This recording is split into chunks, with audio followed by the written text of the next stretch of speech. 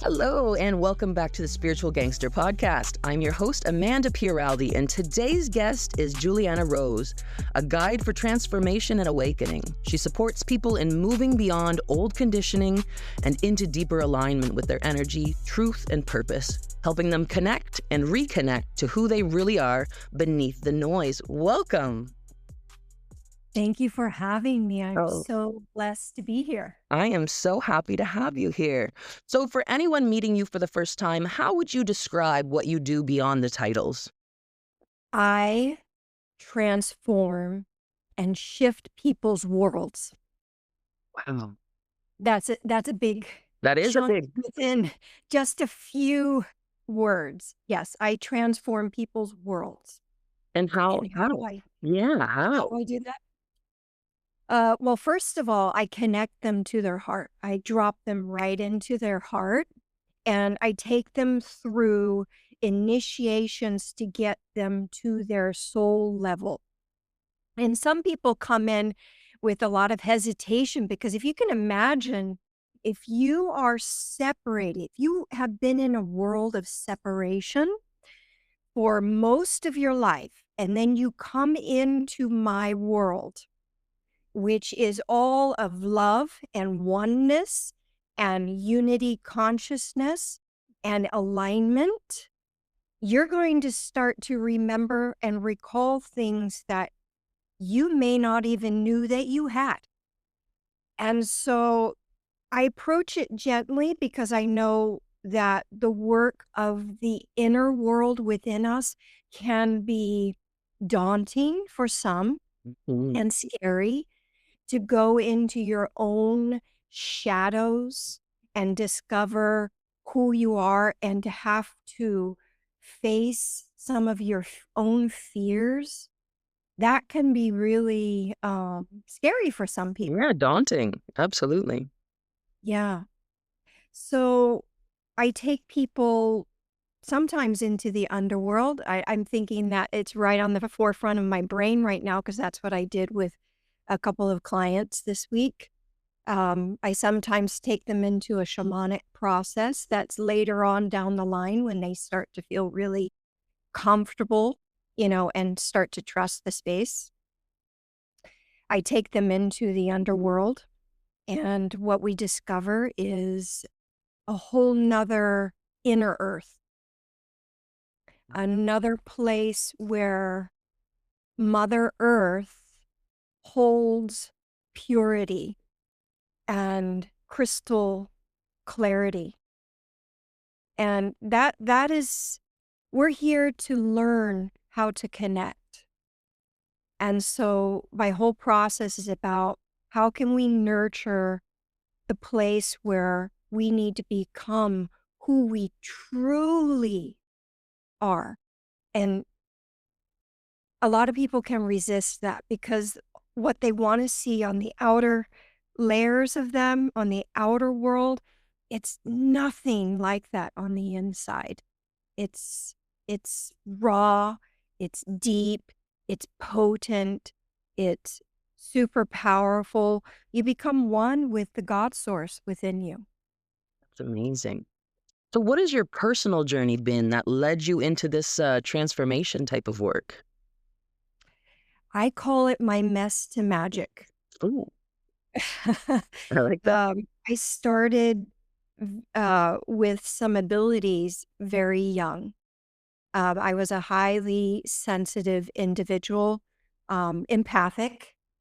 And I'm like, really?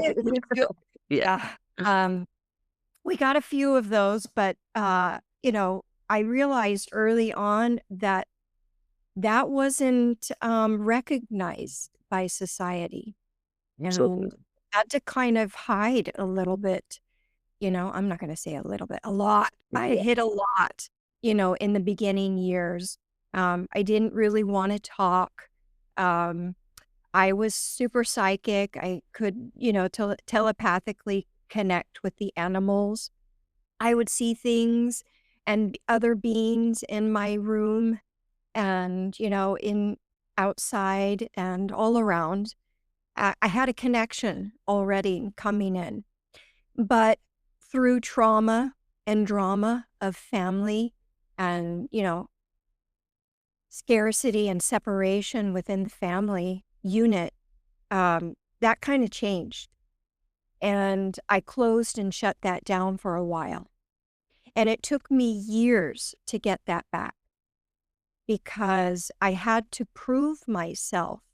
I went through testing grounds, with nature, with the God source, with my own soul and my heart to realign with that energy again. And I had to take a lot of different spiritual courses, which I had a big spiritual awakening starting at 27 in New York City. I come from California. So I went to New York City and almost cried because, it was, just a totally different environment. And I didn't really know how to do that on my own. And so I had to figure out on my own how to be resilient and had to have fortitude and strength within my heart and my body and my spirit, and to learn how to reinvent myself. And that took, well, I've been in it for 25 years now. Incredible. So 5 years later, I've made a full shift and into my soul matrix. That's fantastic. So, kind of moving into identity, awakening, and transformation, what did the disconnection feel like for you before the alignment? Ah, the words that come up right now are there's got to be something more to life than this. And I was very positive and optimistic child for a very long time.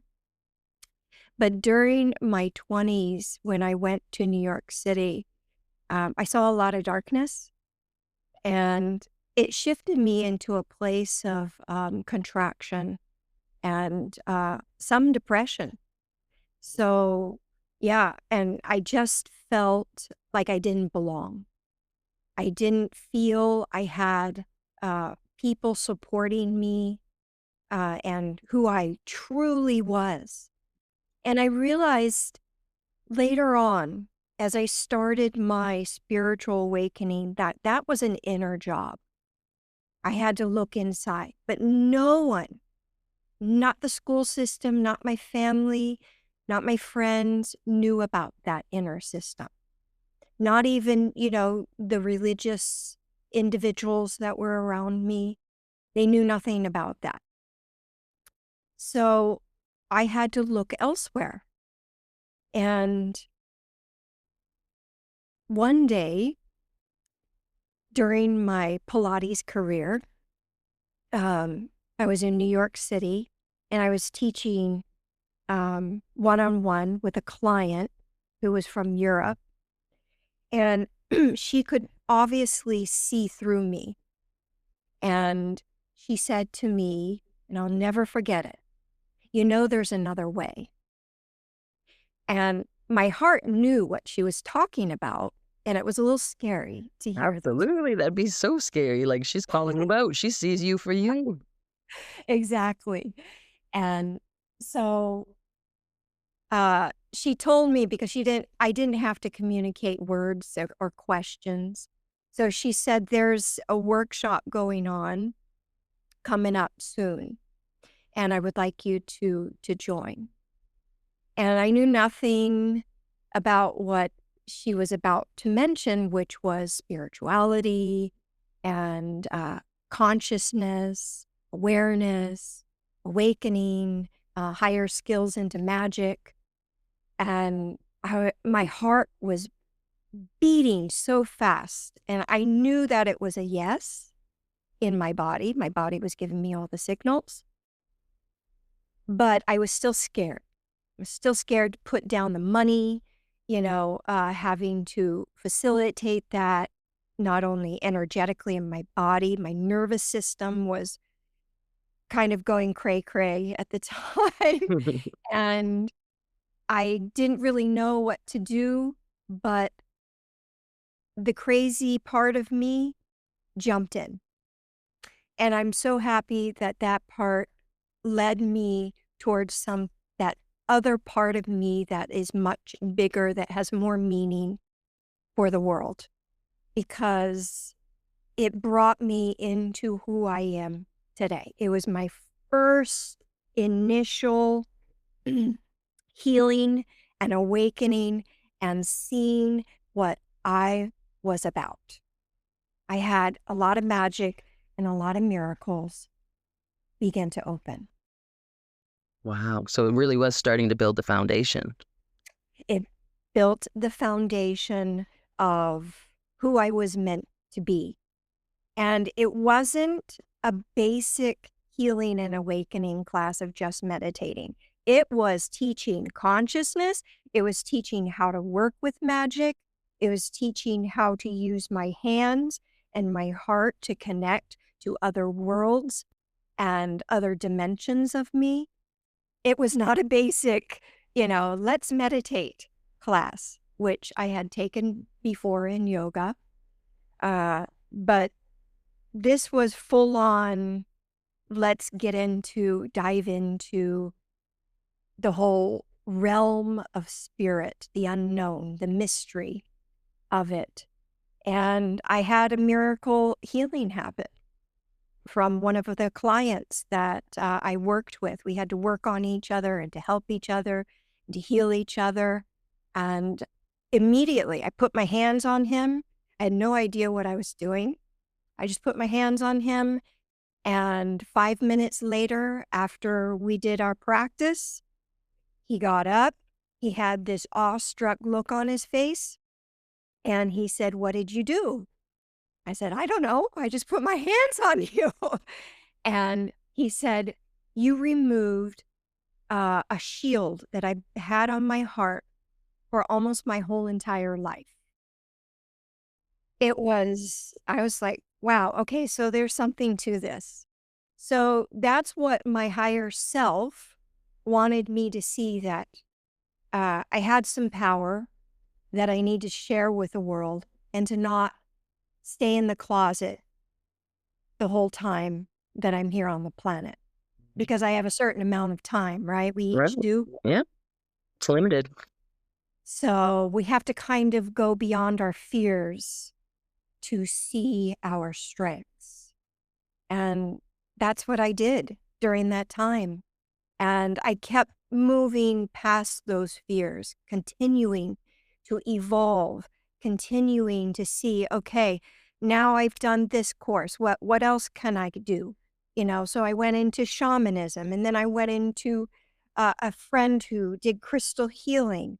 And then I went into Reiki. And then I went into DNA repair. And then I went into angelic healing and all these skills, okay, what's next? Give me more. I was like a sponge, Just you soaking know, it all in. yes, soaking it all in, remembering. I was definitely in a period of rebirth, kind of like I'm hearing the word Yeshua, Jesus, if you want to call him that, where he, you have to die in order to become who you really are. So that's what I did. And I'm from that time, now I am just in my becoming the teacher with all my wisdom and sharing that with the world. That's where I'm at. That's fantastic. So what does real transformation look like in everyday life? In everyday life. Yeah. Uh, so for me, I wake up and I do my feeling and my sensing. What that means is don't even open my eyes first. I first keep my eyes closed, and I put my protective shields up, and then I remember whatever it is I go through in dream state, and then I do some gratitude, and then I connect. I reconnect, kind of like a frequency radio wave does on your phone or your television. I reconnect to all those things that make me my authentic self. First of all, my own power, then the power of Earth, then the power of the sun, and then the power of the galactic center, which starts to become my unified self. And that's the shift. And I go through those shifts being really gentle, sensing the unknown energy that is in me and around me, allowing my body consciousness to awaken through the energy channels that are within me. I start to awaken the nervous system, the immune system, all the internal systems of the body, which then connects with the emotional body and then the intuitive body. Now I'm kind of going deep into language that may No, be, no, no, okay. I think you're all right. Okay, so each body part has an energy frequency. And so I end up connecting to that in the higher frequencies of love and above. Love, then gratitude, then joy, and then inner peace, and then, go into my higher enlightened state, which is a higher dimension of my whole entire human, the whole human, right? So that takes practice. It's not just sitting in meditation. That takes years of diving in deep into your being to discover who it is and why you are here. Those two mysterious questions that all the gurus and mystics and highly spiritual yogis come into the world to explain, right? But it's really about each and every day, how much of me can I embody? That's the transformation and shifts and processing of energy that I have to go through. And it doesn't light all the time. It looks sometimes is dark, depending on who I've approached that day, what type of individuals I've been around, what type of environment I decided to go into or walk into, because it's all based on our subconscious memory, right? Right. And then we have to transform that. Wow. So is awakening a one-time event or an ongoing process? Ongoing process. If That's you what live on Earth, you are in an ongoing school of awakening. And I think sometimes people think that, oh, an awakening, so I'm going to have this moment and then I'm going to be great. But it is an ongoing practice. It is an ongoing practice. I used to think that. I'm like, yes, I finally made it. Until like 2 or 3 days after, that beautiful course. And you're like, wait, I don't feel that same Right. energy I had, that same enlightenment. So it's a constant re-evolvement, a constant re-awakening. And really, we are just remembering, right? So we are just remembering. We have it all within us. And there's not everybody wants us to be our highest self. And we have to realize, who our tribe is, who our soul group is, who's going to support us. We really need a community. For a long time, I didn't have that, and I had to discover and uncover that of who's going to support me on this journey. And yeah, it wasn't always the people that I thought it would be. It often isn't. I mean, we've got this idea in our head of who we think are our people, and sometimes it's just they can only meet us as far as they can meet themselves. Yeah, definitely. And so, speaking of people, if you don't mind me interjecting here for a minute, they change. Your group has to change when you change. So, I know that that's hard to hear because people get sometimes attached to other people, Absolutely. but there's a point in our spiritual journey where we have to realize that we have to really let go and surrender to the process of our own divine union with the God source, knowing that each person has an experience for us. And it's a beautiful experience, but at the same time, we also have to know that at some point we may have to let go of some of those individuals. It's true. Yeah. It's true. So, kind of moving into energy, alignment, and inner work, how do you know when you're out of alignment? What are some signs that to let people know, like how they know that they're out of alignment? Your mood shifts. That's one big one. Big one. You become really moody. If you're a Leo like me, you become really moody. Well, I'm a Sagittarius, so fire signs. Yeah, you got that fire. Yeah. You want to kind of be alone. It's almost like you can feel the fragmentation of who you are. And what else? You might get emotional, meaning angry, or you might want to cry, or you feel sad, like something's missing, like you're not home. So you've got to come back to into your I say GPS, because that's something that people can relate to, or your North Star. You got to come back to your North Star. Um, so there's a lot of signals too. You feel ungrounded is another one. You feel like you're not fully here. Your mind gets all jumbled and scattered. Um, you can't handle certain situations or people. That's another one. Your heart isn't open.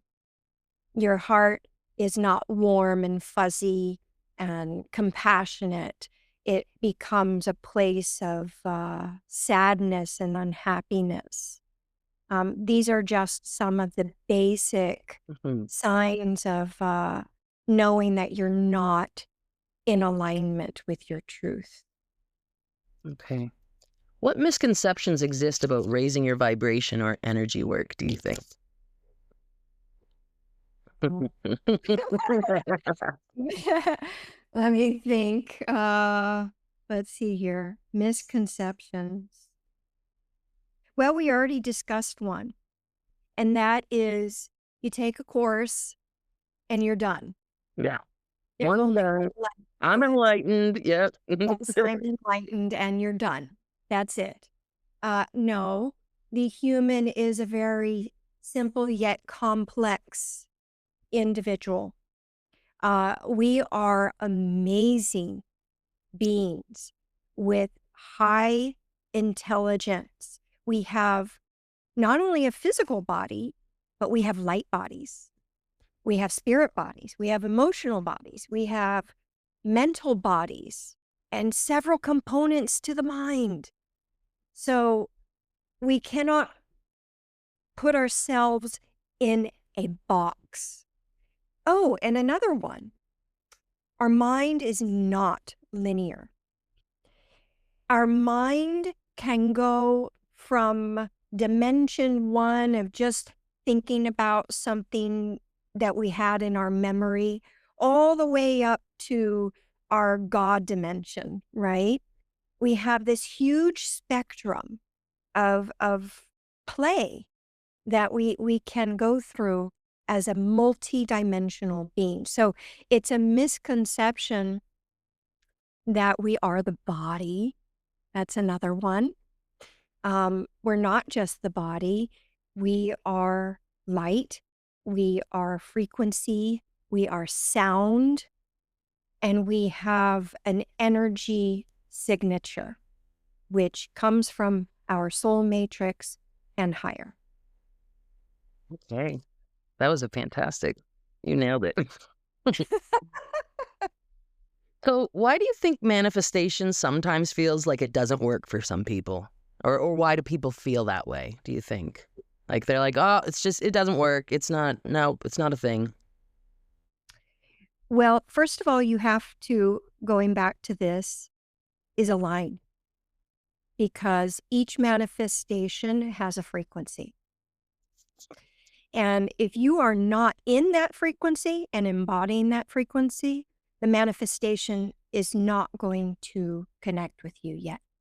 Second of all, if your heart isn't fully open, trusting, knowing, believing, and having total faith in the manifestation in itself, then you're going to have to work on that, because you really have to believe before the actual manifestation of whatever it is you want, whether it be money, whether it be some other material thing.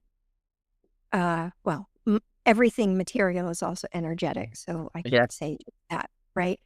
Whether it's having, a lover, that you want, anything that you choose to manifest, you have to connect with a frequency first for it to manifest. And time doesn't exist. We're just playing in different dimensions of time. But in the bigger spectrum of things, there's a place of eternal. There's a place of no time. So we have to realize that in the bigger scheme of things, time is just a way for us to categorize things in our mind so that we can go through the chapters that we need to go through in our spiritual awakening. Okay. What are some simple practices people can use to reconnect to their intuition? I think sometimes feel like they don't know if they can trust their intuition, or how can they reconnect to it? Well, when I was a child and I didn't know any of this, I would just go to nature. Huh. Nature Brings that out. the exact frequencies that we need to connect to, because nature has all the elements that you are. Because you have the same, now I'm going to open up here. You have the same DNA as the trees. You have the same DNA as the animals. Okay? You have the same DNA within you as all the bugs that you see. So your body is your intuitive guide. So what you need to do is sit in nature, do some breathing until you come to a place of stillness in the mind.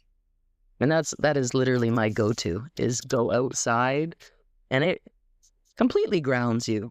Like, I think that was wonderful.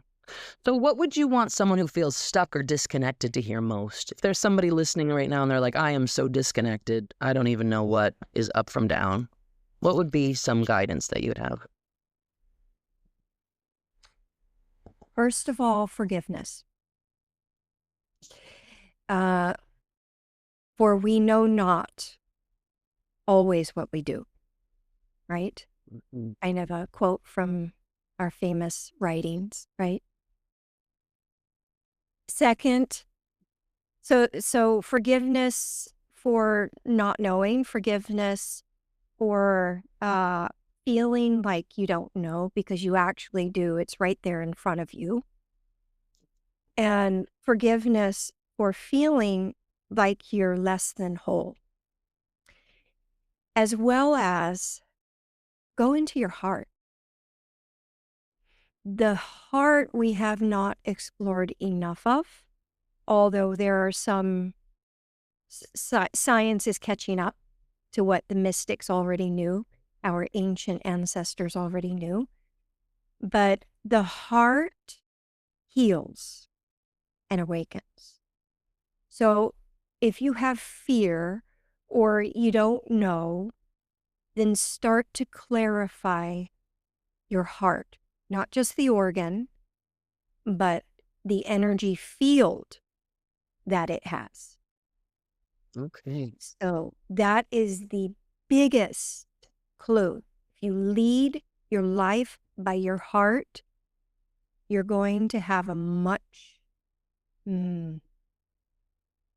Much more true life. Wholesome. Yeah. I'm thinking you'd have a lot more wholesome Wholesome, existence. connected life.